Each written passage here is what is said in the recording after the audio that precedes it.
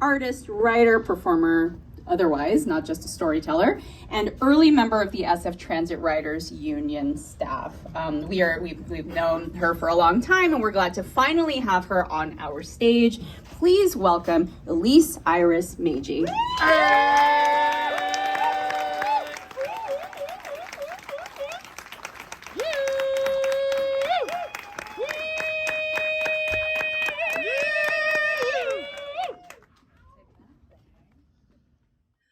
My favorite time to ride Muni is Halloween.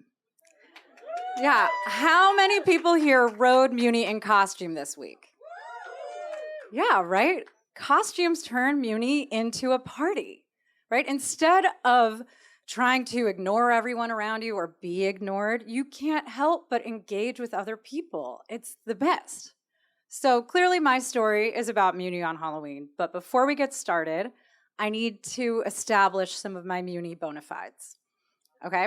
So I grew up in the Motor City, the suburbs of Detroit, and we drove everywhere. So as a young person, I yearned to live in a city with a thriving public transit system. And my bar must have been kind of low because when I came to San Francisco, I thought I had found it. I know, yeah, that's a dig, but the truth is I loved the bus from day one. I could not get enough of it. I rode it to and from work, to and from fun. I rode the bus for fun. For my golden birthday, I happened to be living on Divisadero Street.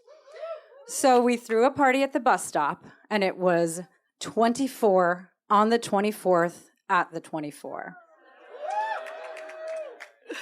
I was part of an art collective that hosted a Muni Media Map where we put out an open call for anyone to choose their favorite Muni line, and we hung them up in a gallery and painted lines all over the walls, just connecting them to this giant map. And eventually, I got hired as the San Francisco Transit Riders Union first staff member, back when there was still a union, right? SF True for life. And we did lots of fun things with the bus. We hosted public transit crawls where we rode the bus from bar to bar. We hosted a 22-day Muni challenge where the Board of Supervisors actually competed to see who could ride transit the most. And surprise, surprise, Scott Wiener was the winner. So you see that my love for Muni and for the fun of Muni runs pretty deep. Which brings us back to Halloween 2015. And my favorite time to ride Muni, right? So I was getting ready for a party that happened to be on Divisadero, that same house, called the Pickle Jar. And unbeknownst to anyone else at this party, I happened to be 9 weeks pregnant at the time. And that's the time where you're puking every day and just pretending everything is fine. When it's kind of not.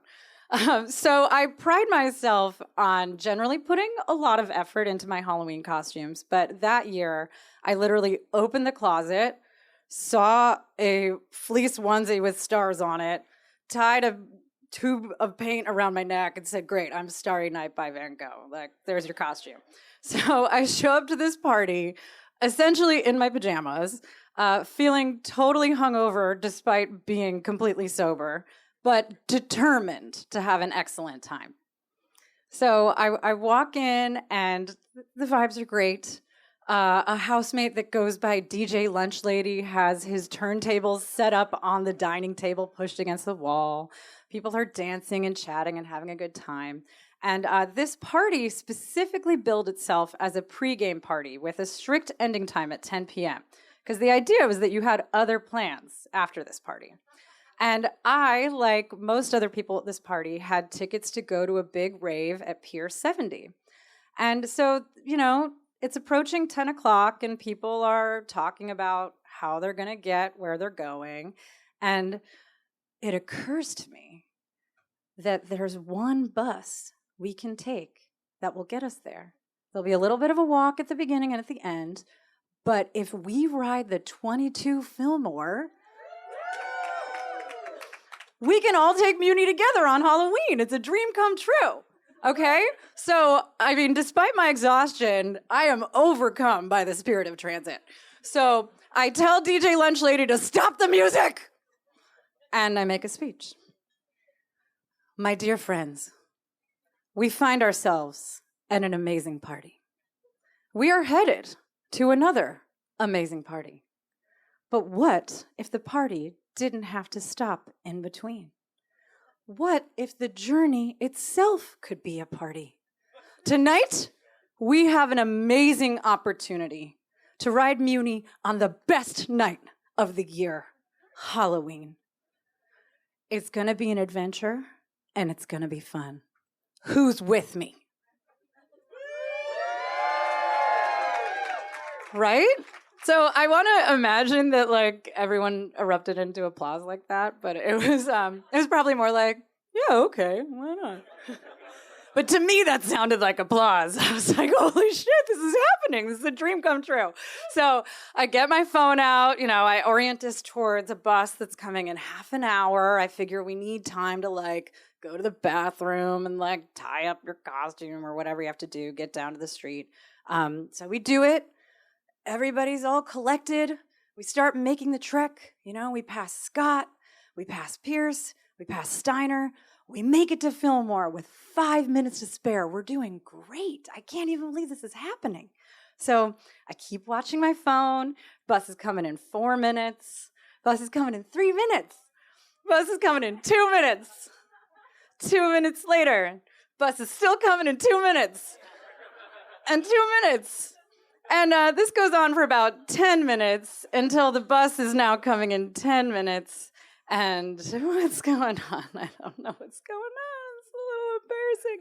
But I act like everything is totally fine, right? I've got practice in it at that point. So I'm just like, hey guys, this is just a silly thing that the bus does sometimes. So we're going to do what I always do when the bus is acting up, which is you just start walking the route. Right? You just start walking the route. Who here walks the route, right? Keep it moving, right? Okay, so we're all walking, having a great time. We make it to Page. We make it to Haight. We're still doing great. Where's the bus? I don't know. We're walking, and we make it to Waller. We take that jaunt on Herman that the 22 takes. We make it to Church Street, and we make it all the way to Church and Market, and it's now a full mile from where we started. I don't know what the bus is doing, but we stop and wait there for a while. It feels like an established stop, so we're hanging out, and finally, we see it. In the distance, there's a 22 Fillmore. It's coming. Why is it completely empty?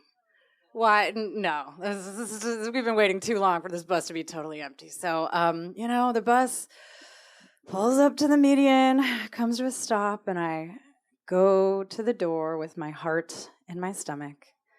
The operator opens the door. I ask what's going on.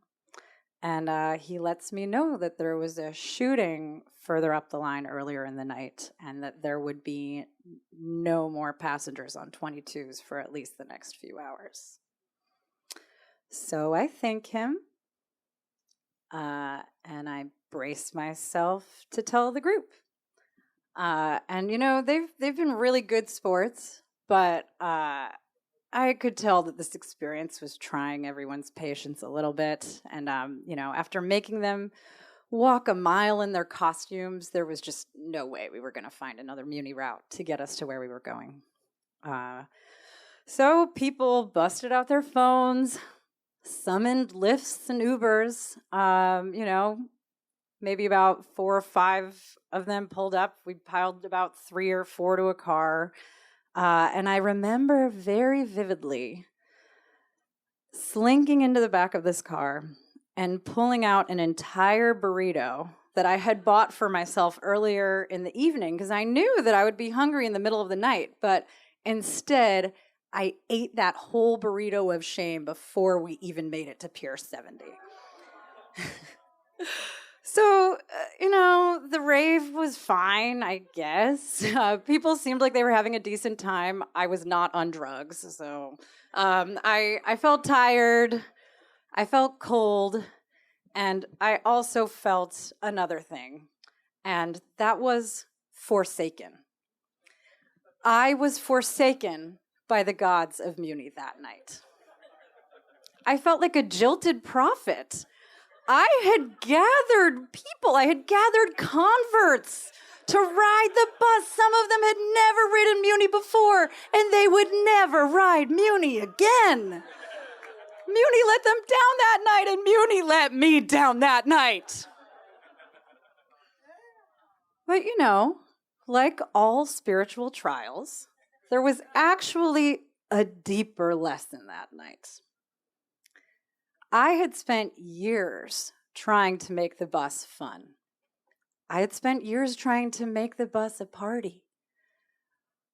But people don't avoid the bus because it's not fun. They avoid the bus because it doesn't always get them to where they want to go, right? If people have the privilege to afford other options, they often take those options. It's sort of like in the winter time when I talk to my friends and family back in Michigan and tell them that I miss snow. You know what their reaction is? Fuck you.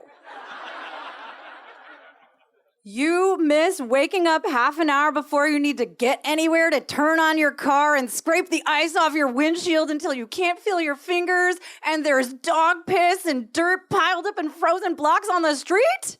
Snow isn't cute if you have to live in it every day, and neither is the bus, right? So I didn't let this misguided Muni mishap of mine get me down. Instead, I channeled that into my work as an organizer, fighting even harder to make the bus more reliable, more efficient, and more safe for all of the people who already ride the bus, right?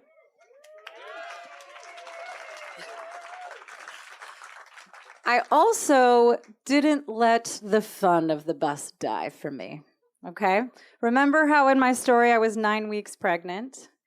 Well, 4 years after that, for my 33rd birthday, I celebrated with my 3-year-old, my 3-week-old, and a bunch of my friends. And we all successfully rode the 33 from Hampshire and 25th all the way to Sacramento and Cherry and back again. We did 33 on the 33. Thank you.